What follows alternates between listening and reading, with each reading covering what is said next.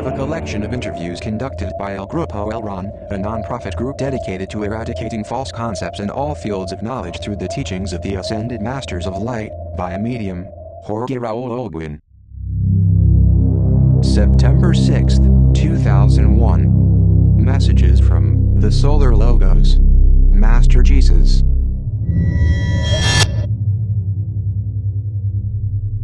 Dear brothers, I am here with you with a tremendous joy.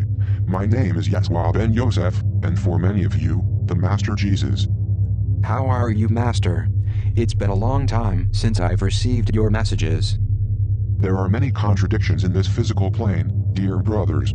I perceive beautiful beings from all the vibratory planes, green, sky blue, blue. These are the colors of mind states that all my brothers of the Masters of Light of planes 4 and 5 have. However, I also perceive sadly, in a proportion of 100 to 1, that there are also hundreds of spirits of error, like I have never perceived previously in other sessions, that have come to tempt your causal bodies. It is necessary to be prepared to stop their attacks.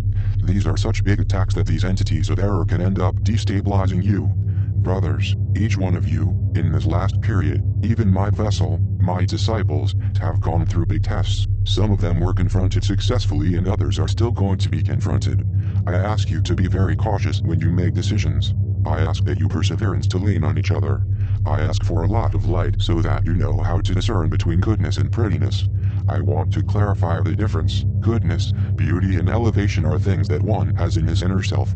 Beauty is only external appearance, the shell, the personality. That is something ephemeral. Beauty doesn't make any sense because it is something temporary. It is what you would say in your physical plane, simply, make up. Of course, beauty is not bad, because in many people it can boost their self-esteem. But I want to leave the message that the true important thing is goodness, and goodness is inside each person. What is good is above other all things, to which many of you give an exaggerated importance. I conceive that each human being gives value to each physical thing because at the moment that you are in the plane 1, you live with the physical things. But I request, humbly, that you give importance to the internal things. It is the only thing that stays with you once you have abandoned this plane. Do you understand what I mean? Perfectly, Master. In the physical plane, there is a lot of pain, a lot of suffering. All of you that are in the mastery plane and the plane of light, along with my vessel, you should help each other. I know positively that there are difficult things, but your dignity is above all of that. What I would not like to see is that you revile yourselves. Dignity is important. All that you have to do in the physical plane, do it with dignity because this is the most important thing. Do you think that when I was incarnated and I washed my disciples' feet, that I had lost my dignity? No.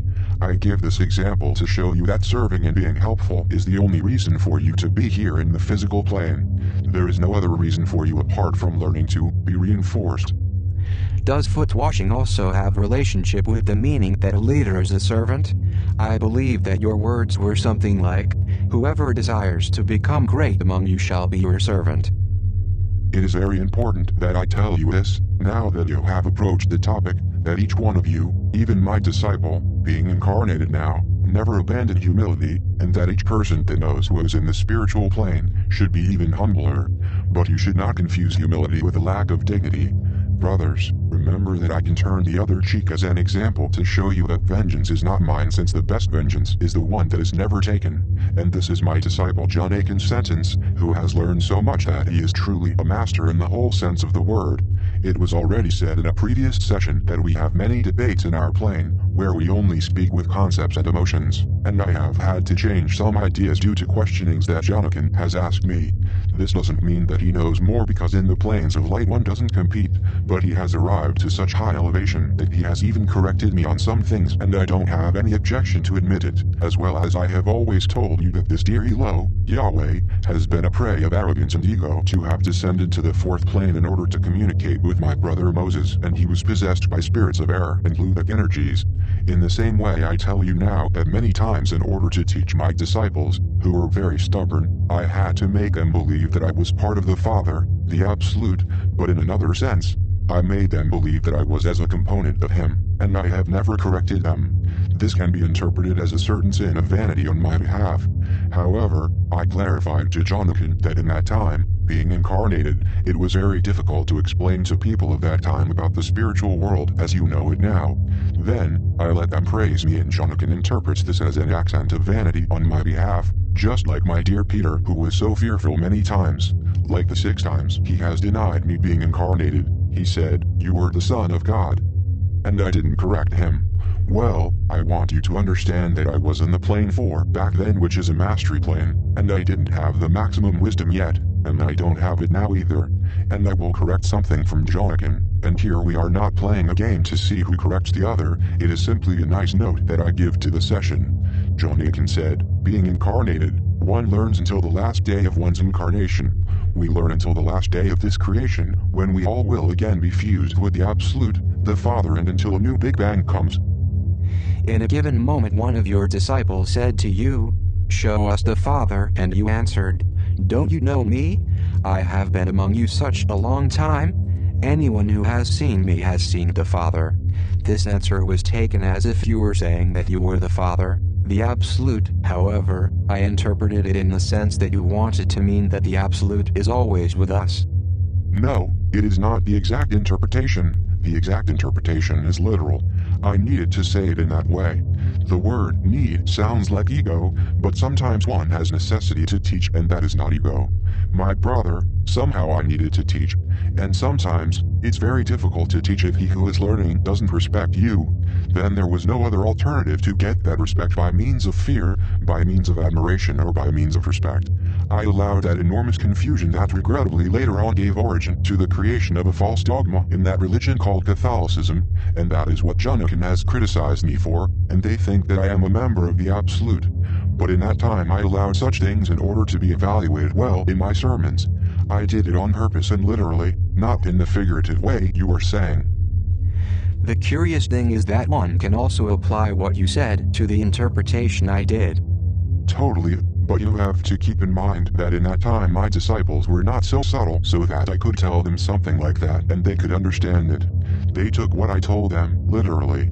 They took me as part of the Absolute. That's clear.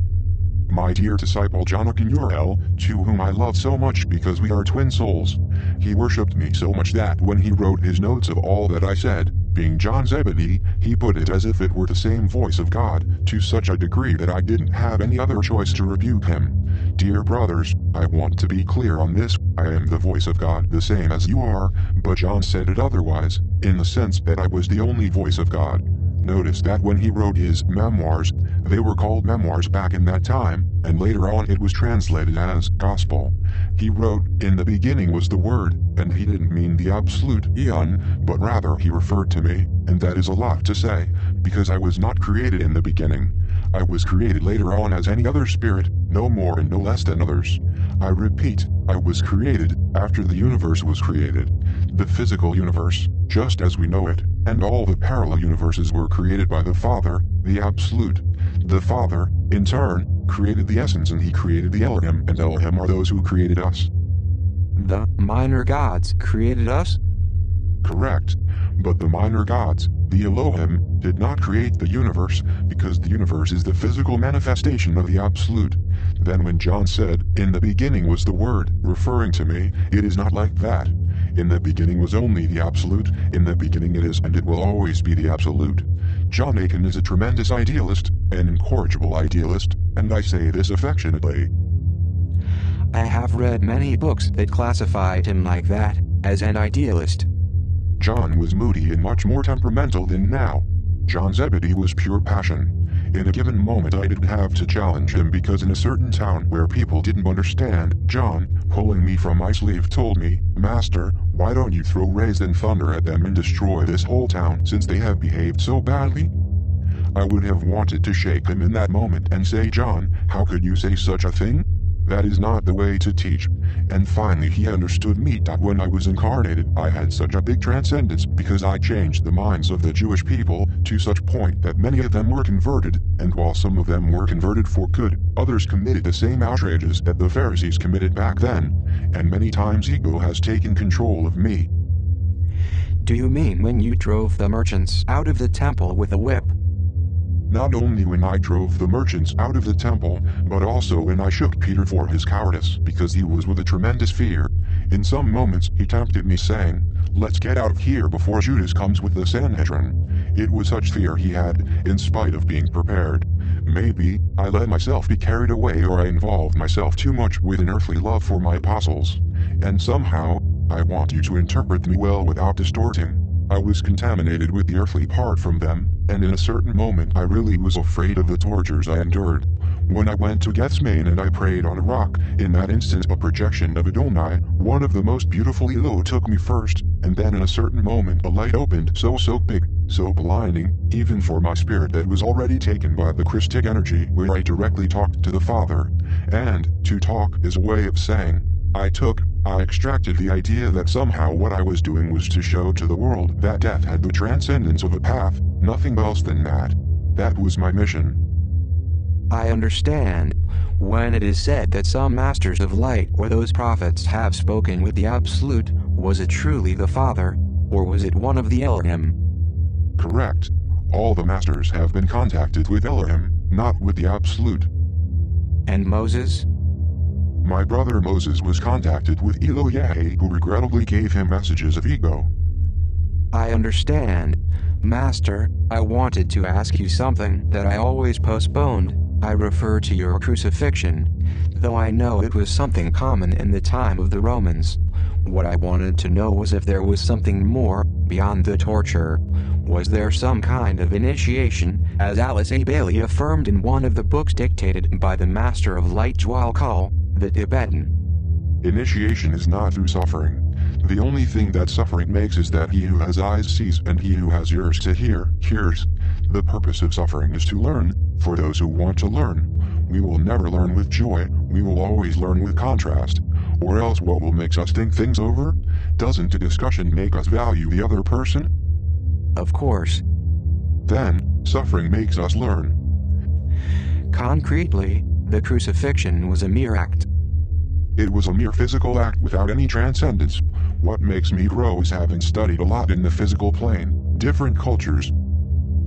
Was the crucifixion good only for transcendence, in the sense that if you had not been crucified, your teachings wouldn't have transcended through time as they did?